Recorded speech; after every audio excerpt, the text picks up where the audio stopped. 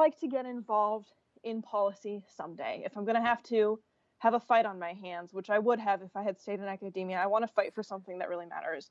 I want to fight for something that's going to have a bigger impact than just this. So I finished my PhD and I got a job in a consulting adjacent field. I do market research. And it was always looking at politics as something I would like to be involved with someday. It was always someday in the future. Someday I'll check off all the prerequisites and I'll be ready to either run for office or to work for a group like the NIH and allocate research funding or to make public policy. And then last November happened and I sort of looked around and I said, why not now? What are all the prerequisites that I'm waiting to check off before I throw my hat in the ring and just go for it? And then I got a call last December. You've probably heard the statistic that most women need to be asked to run for office. Mm-hmm. And it was absolutely true for me. I had shown up at a meeting, the very first meeting of what's now grown into Progressive Waltham. And I had shown up at that meeting and they were getting organized and looking for some candidates to run for city council. And I got a phone call and one of the organizers said, will you consider running for city council? And I said, yes. So since I had always been interested in transitioning into policy somehow, it was really easy for me to get to yes, but I still needed somebody to come ask and say, we want you to do this, to kind of push me over the edge and finally commit to going for it. Cool. Can you tell us a little bit about Waltham? Like, what is it like? What sorts of people live there? What's the political environment like? Waltham is, I only learned this recently, but it makes a lot of sense once somebody told me. It's considered kind of a bellwether for the state of Massachusetts, where it has a lot of the same history, where it grew up as an industrial town, and it was historically a lot of blue-collar workers.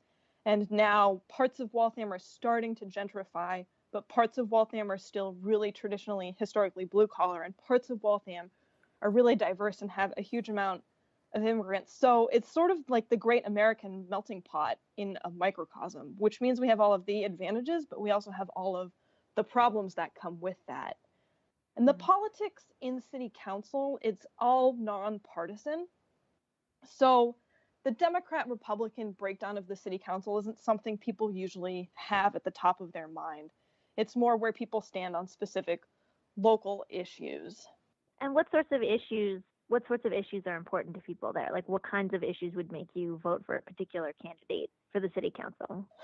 So my pitch when I was out on the campaign trail this summer was, I'm running to increase transparency and responsiveness in local government. And that every time I've voted for the city council races here, I've been frustrated about the lack of information about the candidates and about the city council and what they do. Mm-hmm. And a lot of our city council incumbents have served for a very long time and have almost no web presence, where you Google their name and you find nothing.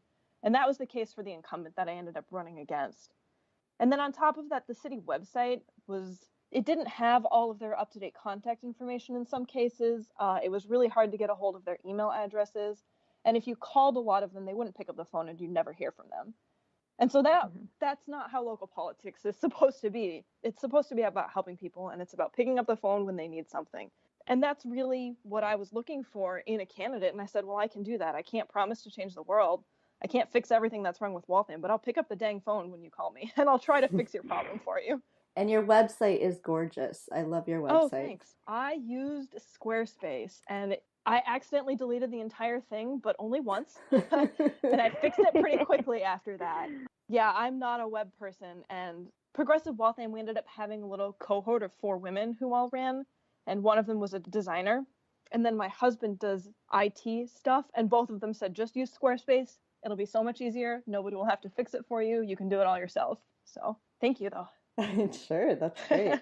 I have what's a very naive question, perhaps. Sure. But it's made me curious as I've been thinking about the possibilities of running for office. So a position like city councilor of a ward, is this a position that's paid? Is it something you'll continue to do your full-time job? What does that look like? That's actually a really good question. And it varies town to town in Massachusetts and across the nation. Here in Waltham, it's a part-time position. The requirements are every Monday night, except for about 6 weeks in the summer. The city council either has a meeting of the full city council or committee meetings. The full city council goes from 7:30 p.m. either until they're done with their agenda or until midnight, whichever comes first. Usually they end before midnight. And then the off Mondays is committee meetings. And most counselors sit on 3 committees, so it's about 3 hours. And you get, I've been told, about $15,000 a year for that. I don't know for sure because I think there's a sliding scale based on your tenure. And I haven't gotten any of the HR stuff from City Hall yet.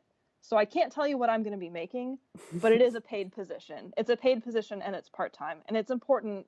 It's really important to me, thinking about politics, that something like this be paid. I mean, this might be, jingoistic isn't quite the right word, but, you know, George Washington set the precedent of government officials should be paid because we don't want it to be limited only to people who have the means to do it on their spare time. And that's important. And transparency around it is also important to me, that everybody should know what their city officials are getting paid for their time. Yeah, and I feel like that is not information that's very readily available. I mean, perhaps if you go digging, you can find it. Although if you don't even know what you're making, that's a bad sign. But, you know, because I've thought about things like, well, maybe I'll think about running for alderman. I live in Chicago. You know, but I have absolutely no idea. I assume that alderman is a full-time position, but I don't know that for sure. I don't know what they make. I assume if it is full-time, there's health insurance, but I don't know that for sure. And all of those things are extremely important if you're thinking about, you know, could I do this job? Yep. And that's hugely important, is that a lot of states have part-time legislatures. I have family members, aunts and uncles, who've served on state legislatures in the past.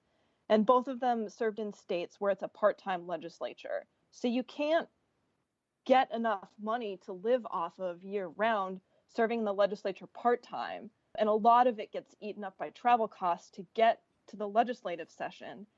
And it means that somebody either has to be self-employed or has to have some kind of job where they have an enormous amount of flexibility. And that really limits the pool of people who are going to be able to serve.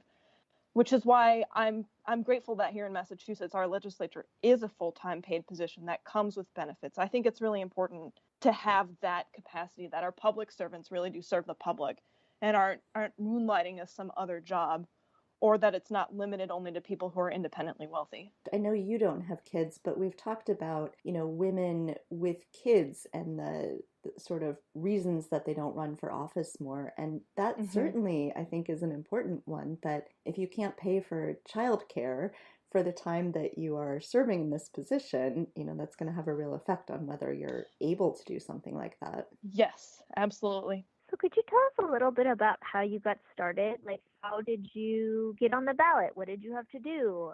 How early before the election did you start doing stuff? The first thing I did was to get the website up and running. And I would recommend anybody who's considering this, make a campaign email first. You can get free email addresses from a lot of different providers. And I foolishly used my personal email address when I went to City Hall to pick up the paperwork. And so I'm still getting personal and political emails crossed. At any rate, set up an email first. And then I put together a Facebook page and then my Squarespace website, which did cost some money to get together. So I was fortunate that I had a little chunk of change I could put towards it, but you don't have to. If you can get a Facebook page up and running, Democrats can interface with ActBlue for no cost to the user. So you can get a donation drive started right away, and Twitter is free as well. That's the groundwork ahead of time. And then for this office, I didn't have a full campaign infrastructure. But what I did was I went into City Hall and I said, I want to run to represent Ward 7 in Waltham. And they gave me a folder that had a disc, a CD. How old-fashioned. They had a CD. I don't have any computers that would read that. Yeah, me either. I gave the disc to my husband and I said, please help get the information off this disc. And he uploaded it to a Google spreadsheet, which was helpful. At any rate, what they give you in that packet is a ballot petition. And you fill out, I, Kristine Mackin, residing at whatever address, wish to be considered for the candidacy to represent, and then you fill in Ward 7, Waltham, Massachusetts, and you have to get 50 certified signatures. So you go around and you start knocking on doors, and that's what I did. I was terrified. I thought this was going to be absolutely awful. And I started with my neighbors and I rang the bell and I said, My name's Kristine Mackin. I'm running to represent Waltham City Council because I want to increase transparency and responsiveness in city government. Would you consider supporting me by signing my ballot access petition? And almost everyone said yes, which was a great ego boost. And the more I did it, the easier it got to ring a stranger's doorbell and say, will you sign my ballot access petition?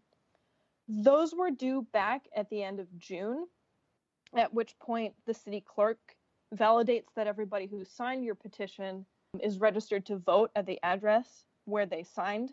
And most people turn in more than 100 signatures, so it's pretty easy for them to validate that you have at least 50. That was the first step. How many people did you have sort of working with you? I assume they were all volunteers.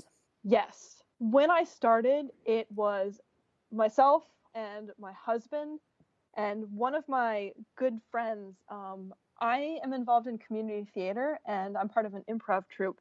And one of my friends from there was really enthusiastic that I was running for office, and he came out and did ballot petitions with me for a while. Then I ended up getting endorsed by Progressive Waltham. They wanted to take a little bit of a step back and separate themselves from the candidates at the beginning so that they could go through an endorsement process that they'd be able to model this year and then use going forward. And so I went through the same application process as all of the incumbents were invited to participate in, and all of the other people that their organization had encouraged to run participated in. And once I got the official endorsement based on a vote of the entire membership, they started giving me resources too. And that was an enormous help. That they had a couple of people who'd worked on campaigns before, and they ended up moving one woman over from a different campaign to my campaign towards the end, who helped to drum up more volunteers to go out and they did some signal boosting on social media saying, we have these candidates, we've endorsed them, consider giving them your money. I also got a big lift from a neighborhood association here and from another local activist group that was promoting education in Waltham. And the neighborhood group ended up hosting a forum for me where I was able to speak, myself and the incumbent. It was not technically a debate, but it was very debate-esque. And that raised my profile a lot, and a bunch of people came out and saw what I was standing for. And that helped to build the momentum financially. And then from that, people started to raise their hand and say, I'm interested in volunteering. And that sort of carried us through the rest of the fall into November. So people always talk about the need to raise money when you're campaigning. What does the money actually go toward? That is such a good question. And I am so much more willing to give money to candidates now that I understand. For me, the first thing I paid for was the website. I bought my own domain, and then I paid all the money up front to have the website. I think I got a year's worth subscription to the Squarespace service. The next thing I spent money on was door hangers that my husband designed for me. And those had on the front my face and a little bio about me, and where it was like Waltham homeowner since 2008. And on the back side were my top two issues, which was the transparency and responsiveness, and then 2 points on how I was going to address that, and then infrastructure, and 2 points on how I was going to address that. And that way I could give these door hangers to my volunteers so they could either hand it to somebody at the door or they could hang it on the doorknob and write like, sorry, we missed you. Then I also did later yard signs, which I spent about $500 on, and I did postcards at the very end as part of the Get Out the Vote. That was another $400, I think. I also ended up using the Vanguard voter database through the State Democratic Party, and that was about $500. All told, I think the campaign took in about $2,500 and spent about $3,000. This is all public record, so anybody who wants to could go and look it up. My opponent actually outspent me 2-1. Yeah, I think I remembered everything correctly. Sorry, I hope that helps. Yeah, no, definitely. More or less answers your question. Yeah.